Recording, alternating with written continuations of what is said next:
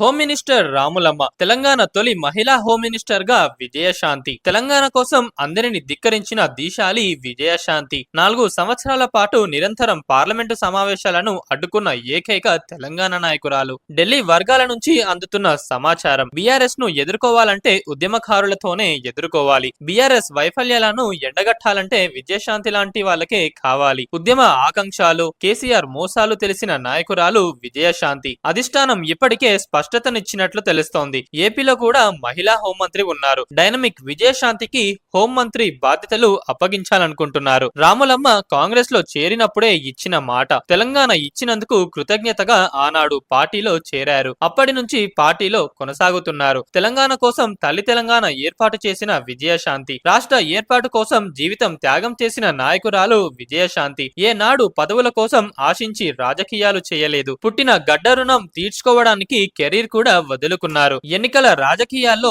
పదవులు అనుభవించిన వారు త్యాగాలు అని చెప్పుకుంటున్నారు. విజయశాంతి త్యాగం అంతకన్నా 1000 రెట్లు ఎక్కువ. రాములమ్మ హోంమంత్రి కాబోతున్నారా అంటే ఢిల్లీ సర్కిల్లో అవుననే సమాధానం వస్తోంది. మంత్రివర్గ విస్తరణలో ఖచ్చితంగా ఎమ్మెల్సీ విజయశాంతిని మంత్రివర్గంలోకి తీసుకుంటారని తెలుస్తోంది. ఇప్పటి వరకు ఎమ్మెల్సీల నుంచి ఎవరు మంత్రి లేరు. ఎమ్మెల్సీ కోటాలో ఆమెకు మంత్రి పదవి ఇవ్వాలని కాంగ్రెస్ పార్టీ అధిష్టానం అనుకుంటున్నట్లు చెప్తున్నారు. పైగా బీసీ సామాజిక వర్గానికి మరింత ప్రాధాన్యతనిచ్చినట్లు సంకేతాలు కూడా కాంగ్రెస్ పంపాలని అనుకుంటోంది. అందుకే 6 మంత్రి పదవులు ఇంకా భర్తీ చేయాల్సిన అవసరం ఉంది. అయితే అవి ఇప్పుడే భర్తీ చేస్తారా లేక ఇంకా కొంతకాలం ఆగి చేస్తారా అన్నది త్వరలోనే తేలనుంది. ఈ రోజు ముఖ్యమంత్రి రేవంత్ రెడ్డి మరోసారి ఢిల్లీ వెళ్లే అవకాశం కనిపిస్తోంది. పార్టీ పరమైన పదవులు ఇప్పటికే చాలా వరకు కొలిక్కి వచ్చాయి. అందుకు సంబంధించిన ఆదేశాలు కూడా జారీ అయ్యాయి. పదవుల పంపకాలు దాదాపు పూర్తయినట్లే లెక్క. పార్టీ వర్కింగ్ ప్రెసిడెంట్లు మాత్రమే మిగిలి ఉన్నాయి. పార్టీ ఉపాధ్యక్షుల పదవులు ఇంకా రాలేదని కొంతమంది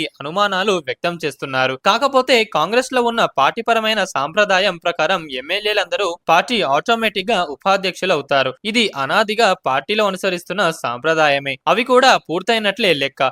ఇక మిగిలినవి మంత్రి పదవులు, నామినేటెడ్ కార్పొరేషన్ పదవులు ఇంకా కొన్ని పెండింగ్ లో ఉన్నాయి. ముఖ్యమంత్రి ఢిల్లీ పర్యటనలో నామినేటెడ్ పదవులు ఒక కొలిక్కి వచ్చే అవకాశం ఉంది. కానీ మంత్రి పదవుల పంపకంలో కొన్ని పీఠముడులు ఉన్నాయి. ఇప్పటి వరకు వస్తున్న సమాచారం మేరకు ఒక్క రాములమ్మకు మాత్రమే మంత్రి పదవి ఖాయమైందని తెలుస్తోంది. ఒక రకంగా చెప్పాలంటే ఆమె కాంగ్రెస్ పార్టీలో సీనియర్ నాయకురాలు. తెలంగాణ ప్రకటన వచ్చిన వెంటనే ఆమె కాంగ్రెస్ లో చేరారు. తెలంగాణ ఇస్తే కాంగ్రెస్ లో చేరుతామని బీఆర్ఎస్ లో ఉన్నప్పుడు చెప్పిన మాటకు కట్టుబడి ఆమె కాంగ్రెస్ లో చేరారు. ఆ సమయంలో ఆమె మెదక్ పార్లమెంటు నుంచి పోటీ చేసి ఓడిపోయారు. ఆ తరువాత ఆమె ఎన్నికల్లో పోటీ చేసేందుకు పెద్దగా సుముఖత వ్యక్తం చేయలేదు. పార్టీ నుంచి సూచనలు వచ్చినా ఆమె పార్టీకి సేవ చేయడానికే పరిమితమయ్యారు. అందుకే ఆమె 2018 ఎన్నికల్లో ప్రచార కమిటీ చైర్పర్సన్ గా బాధ్యతలు నిర్వహించారు. ఆ తర్వాత ఆమెకు కాంగ్రెస్ లో ప్రాధాన్యత దక్కడం లేదని ఎన్ని రకాల వార్తలు వచ్చినా స్పందించలేదు. తాను కాంగ్రెస్ పార్టీలో అసంతృప్తిగా ఉన్నానని కూడా చెప్పలేదు. పార్టీ ఎలాంటి బాధ్యతలు అప్పగించినా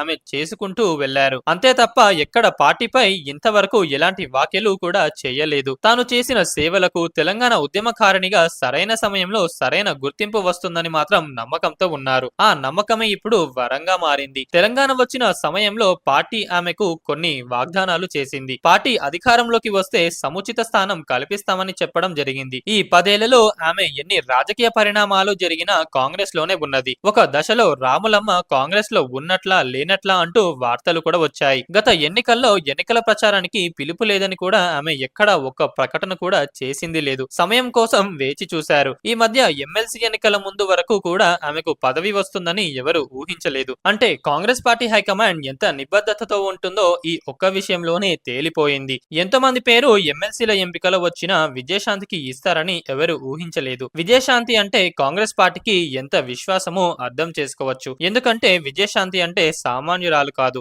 ఆమె ఒకప్పటి సినీ సూపర్ స్టార్. ఇప్పటి తరానికి పెద్దగా తెలియకపోయినా 3 దశాబ్దాల పాటు ఆమె సినీ పరిశ్రమను ఏలిన నటి. తెలుగు, తమిళ్, హిందీ భాషల్లో ఆమె అగ్రశ్రేణి నటిగా ఓ వెలుగు వెలిగారు. దేశమంతా లేడీ అమితాబ్ అని కీర్తించేవారు. ఆమెతో లేడీ ఓరియంటెడ్ సినిమాలు చేయడానికి నిర్మాతలు క్యూలో ఉండేవారు. కెరీర్ పీక్ స్టేజ్ లో ఉన్నప్పుడు ఆమె జై తెలంగాణ అన్నారు. ఇప్పటి వరకు సినిమా పరిశ్రమ ఇచ్చింది చాలు, ప్రేక్షకుల ప్రేమ చాలు. ఇక తను పుట్టిన గడ్డ రుణం తీర్చుకోవడం కోసం వస్తున్నానని తెలంగాణ ఉద్యమంలోకి వచ్చారు. నిజానికి ఆమె రాజకీయంగా పదవులే కావాలనుకుంటే ఉమ్మడి రాష్ట్రంలో పదవులు వచ్చేవి. తమిళనాడులో కూడా ఆమెకు పెద్ద పెద్ద పదవులే వచ్చేవి. ఎందుకంటే తమిళనాడు దివంగత మాజీ ముఖ్యమంత్రి జయలలితకు విజయశాంతి ఎంతో సన్నిహితురాలు. ఆమె రాజకీయం చేయాలనుకుంటే తమిళనాడు నుంచి కూడా ఎమ్మెల్యే అయ్యేది, మంత్రి అయ్యేది. కానీ ఆమె తెలంగాణ ఉద్యమంలోకి వచ్చారు. కెరీర్ వదులుకున్నారు. కోట్ల రూపాయల సంపదన వద్దనుకున్నారు. కార్లు, అద్దాల మేడలు, ఏసీ గదుల్లో జీవితం వదులుకొని ప్రజాక్షేత్రంలోకి వచ్చారు. తెలంగాణ ప్రజలకు తోడుగా పోరాటంలోకి దిగారు. తల్లి తెలంగాణ రాజకీయ పార్టీని పెట్టారు. తాను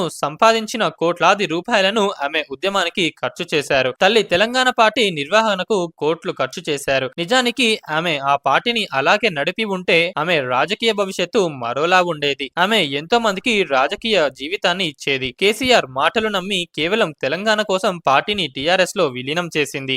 ఆ సమయంలో ఎంతో మంది కేసీఆర్ పార్టీలో తల్లి తెలంగాణను విలీనం చేయొద్దని సూచించారు. కేసీఆర్ వల్ల మొదటికే మోసం వస్తుందని కూడా హెచ్చరించారు. ఎందుకంటే అప్పటికే తల్లి తెలంగాణ పార్టీ తెలంగాణ అంతటా విస్తరించింది. అన్ని జిల్లాల కమిటీలు వేయడం జరిగింది. టీఆర్ఎస్ కు పోటీగా తల్లి తెలంగాణ ఎదిగింది. ఆ పార్టీ కోసం, ఉద్యమం కోసం కొన్ని వందల మంది తల్లి తెలంగాణ పార్టీ రాష్ట్ర నాయకత్వం కూడా పెద్ద ఎత్తున ఖర్చు చేసింది. వాళ్ళందరికీ కూడా బీఆర్ఎస్ లో సముచిత స్థానం ఉంటుందని విజయశాంతిని నమ్మించారు. చివరికి ఆమెను కూడా కేసీఆర్ నట్టేట ముంచారు. తొలుత విజయశాంతిని సొంత చెల్లెల కన్నా ఎక్కువ అంటూ ఆమెను నమ్మించారు. తరువాత ఆమె ప్రాధాన్యత తగ్గిస్తూ వచ్చారు. అయినా ఆమె ఏనాడు విరవలేదు. తెలంగాణ కోసం మాత్రమే తాను వచ్చానని, తెలంగాణ రాష్ట్ర ఏర్పాటు తప్ప తనకు ప్రత్యేకమైన రాజకీయం అవసరం లేదని తేల్చి చెప్పారు. టీఆర్ఎస్ నుంచి తప్పించిన ఆమె చిరునవ్వుతోనే స్వాగతించింది. తాను కోరుకున్న రాష్ట్రం ఏర్పాటైందని ఎంతో సంతోషపడింది. తెలంగాణ ఉద్యమంలో, రాష్ట్ర సాధనలో కీలక భూమిక పోషించిన చరిత్ర చాలనుకున్నది. తెలంగాణ ఇస్తే కాంగ్రెస్ లో చేరుతానన్న మాటను కూడా నిలబెట్టుకున్నది. ఆమె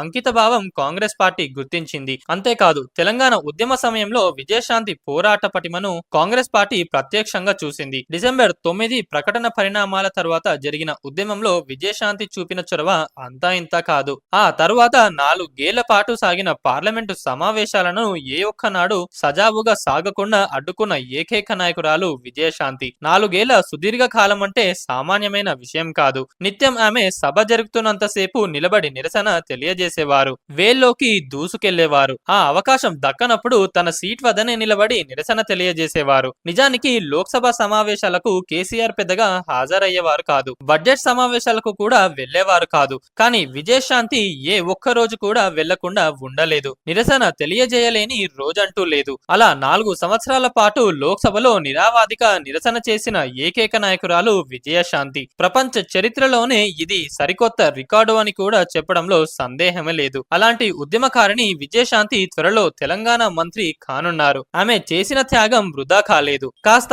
ఆలస్యం కావచ్చు, కానీ గుర్తింపు ఎప్పటికైనా పక్కా అనుకున్న ఆమె నమ్మకం మరోసారి నిలబడిందనే చెప్పాలి.